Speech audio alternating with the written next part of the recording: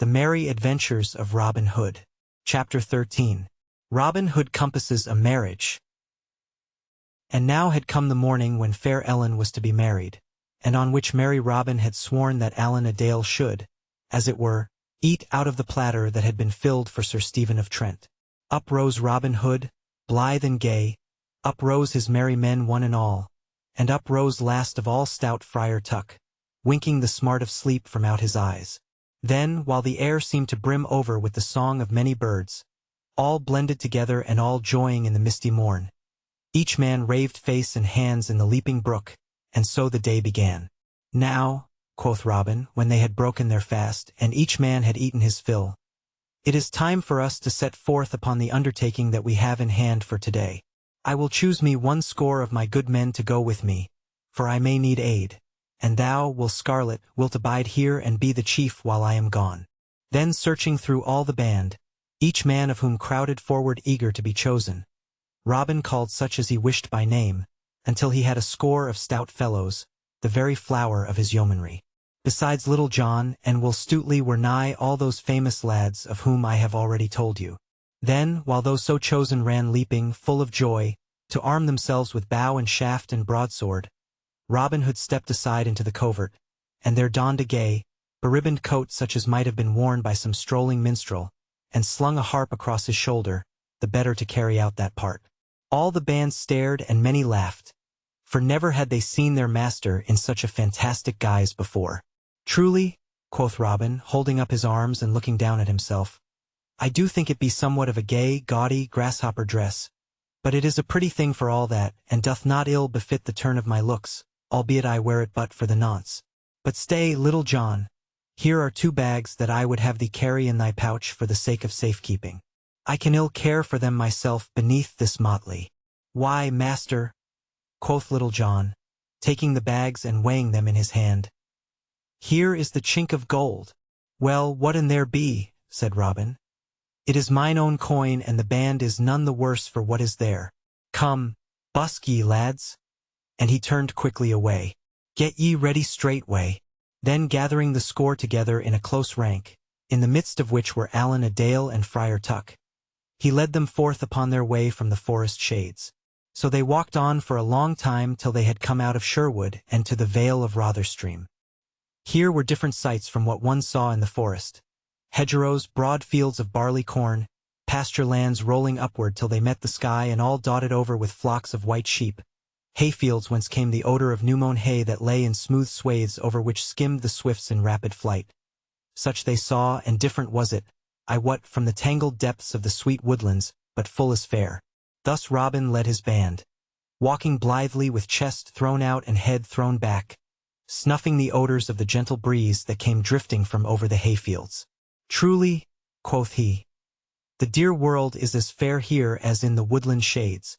Who calls it a vale of tears? Methinks it is but the darkness in our minds that bringeth gloom to the world. For what saith that merry song thou singest, Little John? Is it not thus? For when my love's eyes do thine, and when her lips smile so rare, the day it is jocund and fine, so fine, though let it be wet or be fair, and when the stout ale is all flowing so fast, our sorrows and troubles are things of the past. Nay, said Friar Tuck piously, ye do think of profane things and of naught else. Yet, truly, there be better safeguards against care and woe than ale drinking and bright eyes, to wit, fasting and meditation. Look upon me, have I the likeness of a sorrowful man? At this a great shout of laughter went up from all around, for the night before the stout friar had emptied twice as many cannikins of ale as any one of all the merry men. Truly, quoth Robin, when he could speak for laughter, I should say that thy sorrows were about equal to thy goodliness. So they stepped along, talking, singing, jesting, and laughing, until they had come to a certain little church that belonged to the great estates owned by the rich priory of Emmet. Here it was that fair Ellen was to be married on that morn, and here was the spot toward which the yeomen had pointed their toes. On the other side of the road from where the church stood with waving fields of barley around, ran a stone wall along the roadside. Over the wall from the highway was a fringe of young trees and bushes, and here and there the wall itself was covered by a mass of blossoming woodbine that filled all the warm air far and near with its sweet summer odor. Then straightway the yeoman leaped over the wall, alighting on the tall soft grass upon the other side, frightening a flock of sheep that lay there in the shade, so that they scampered away in all directions. Here was a sweet cool shadow both from the wall and from the fair young trees and bushes, and here sat the yeoman down, and glad enough they were to rest after their long tramp of the morning.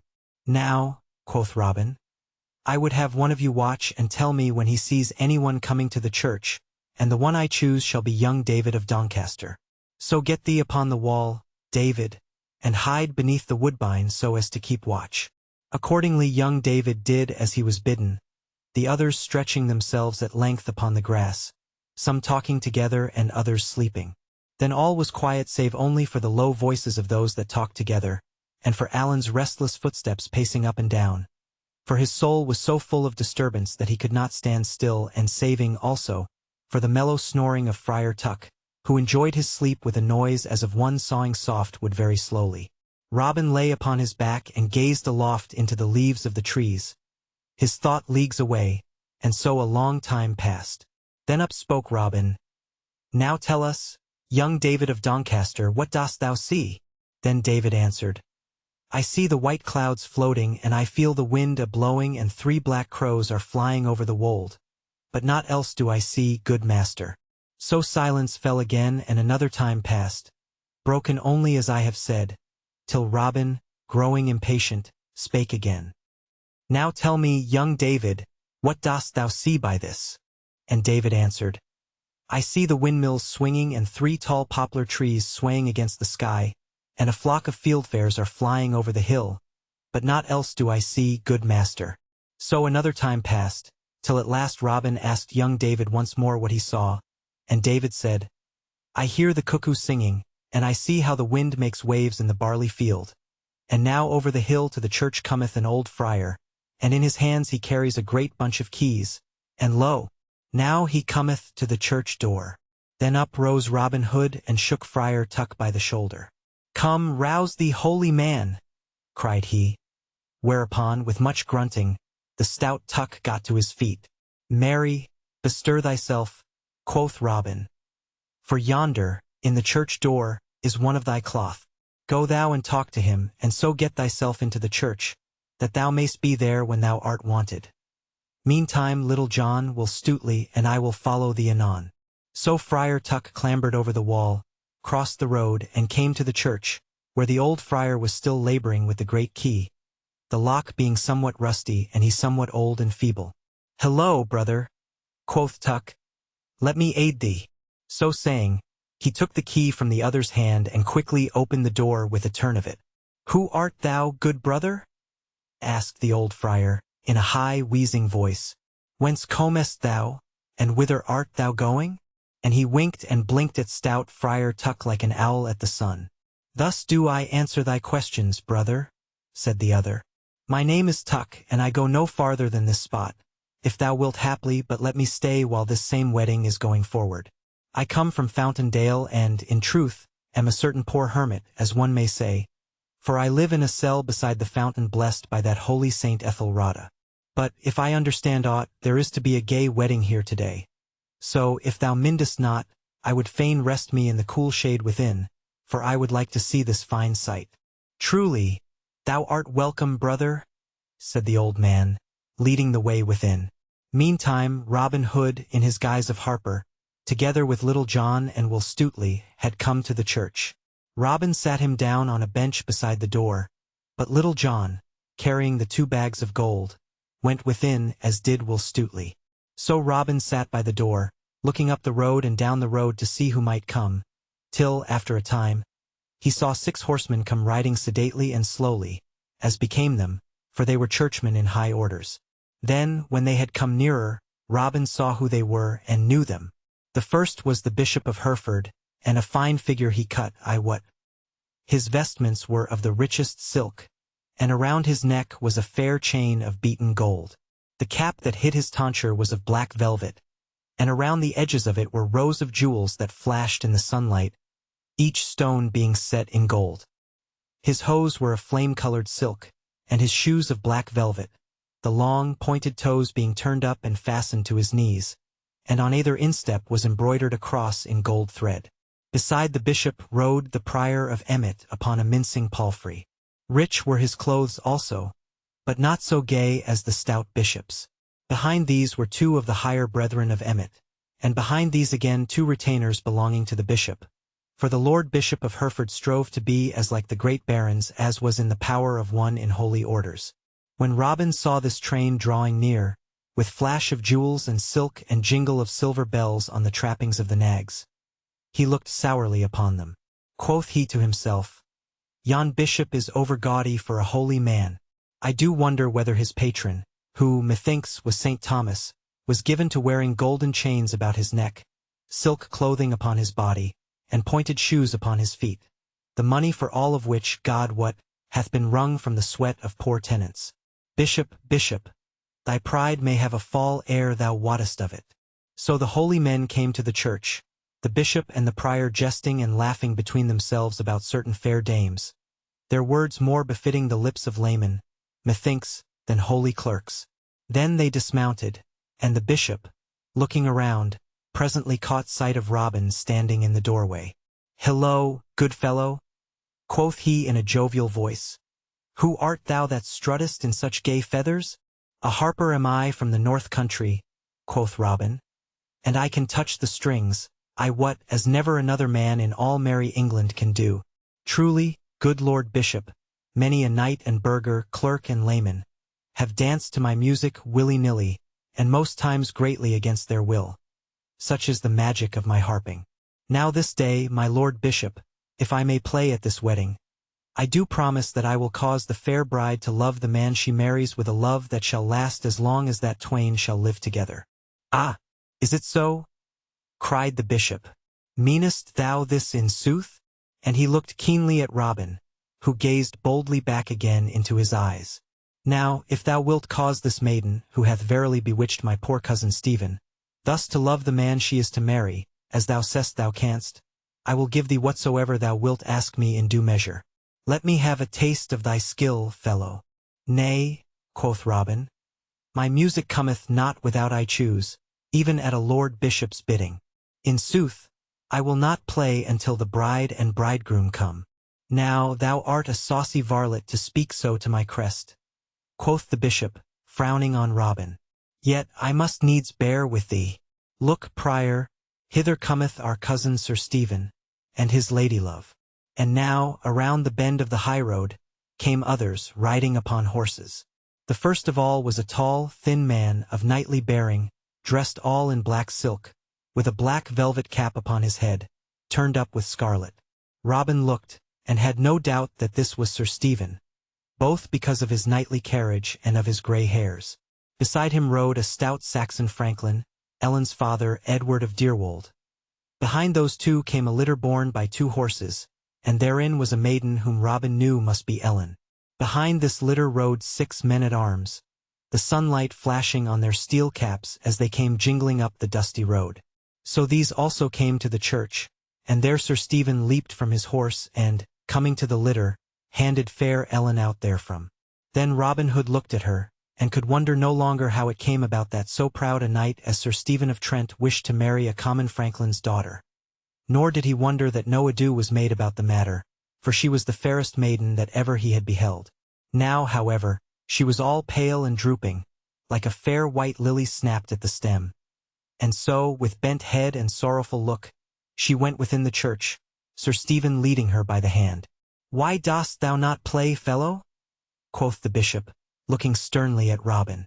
"Marry," said Robin calmly, "I will play in greater wise than your lordship thinks, but not till the right time hath come," said the bishop to himself while he looked grimly at Robin.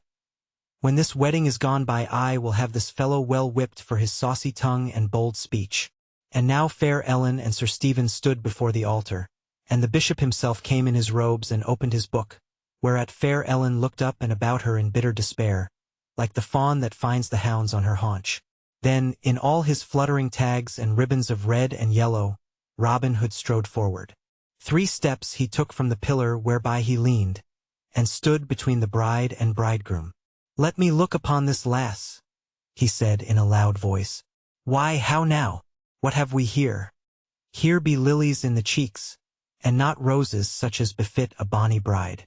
This is no fit wedding. Thou, Sir Knight, so old and she so young, and thou thinkest to make her thy wife? I tell thee it may not be, for thou art not her own true love." At this all stood amazed, and knew not where to look nor what to think or say, for they were all bewildered with the happening. So, while everyone looked at Robin as though they had been changed to stone, he clapped his bugle horn to his lips and blew 3 blasts so loud and clear, they echoed from floor to rafter as though they were sounded by the trump of doom. Then straightway Little John and Will Stutely came leaping and stood upon either side of Robin Hood, and quickly drew their broadswords, the while a mighty voice rolled over the heads of all. "Here be I, good master, when thou wantest me." For it was Friar Tuck that so called from the organ loft, and now all was hubbub and noise.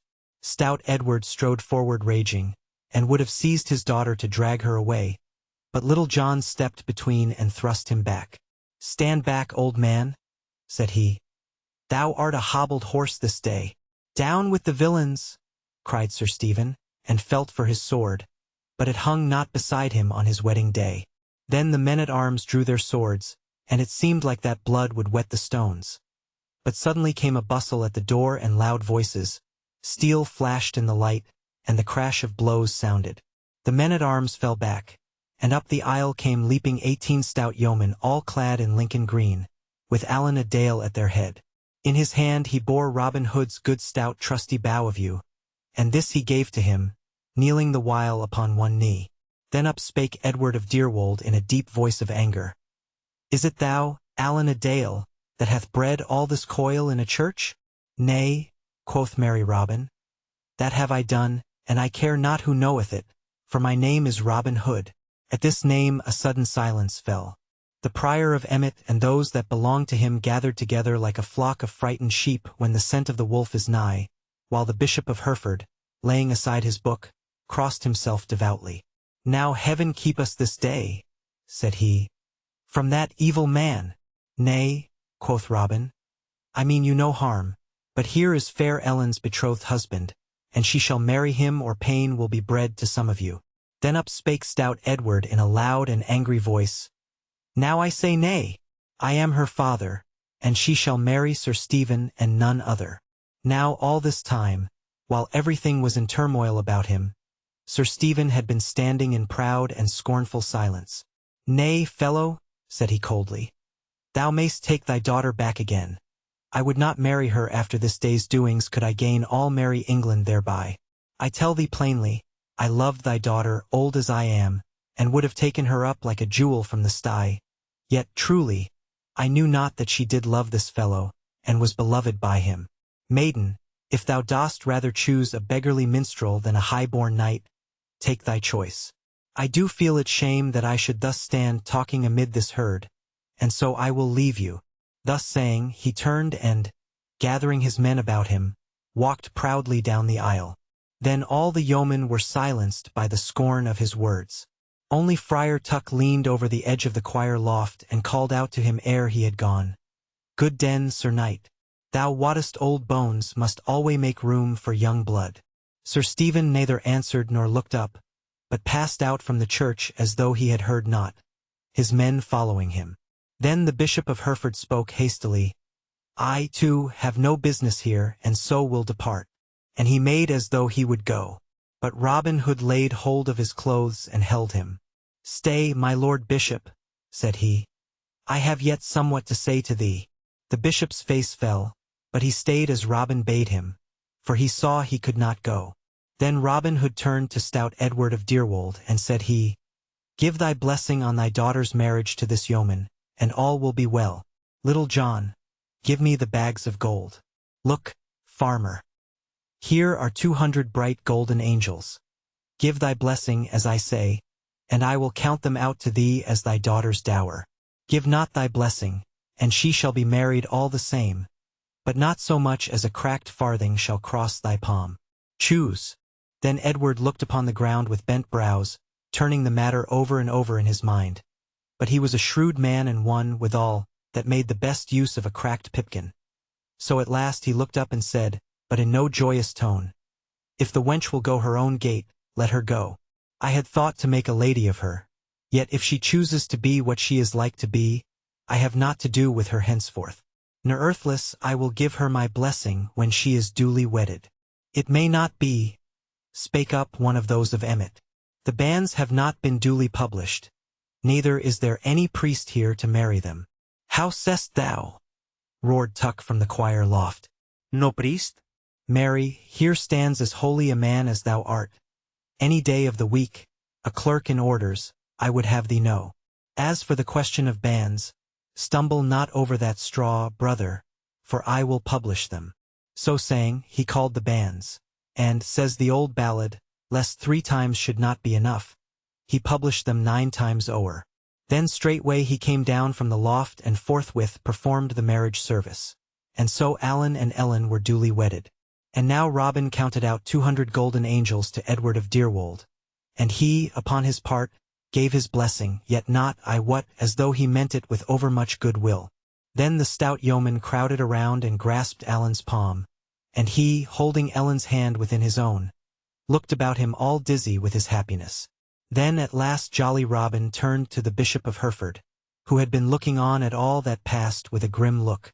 My Lord Bishop, quoth he, thou mayst bring to thy mind that thou didst promise me that did I play in such wise as to cause this fair lass to love her husband, thou wouldst give me whatsoever I asked in reason. I have played my play, and she loveth her husband, which she would not have done but for me.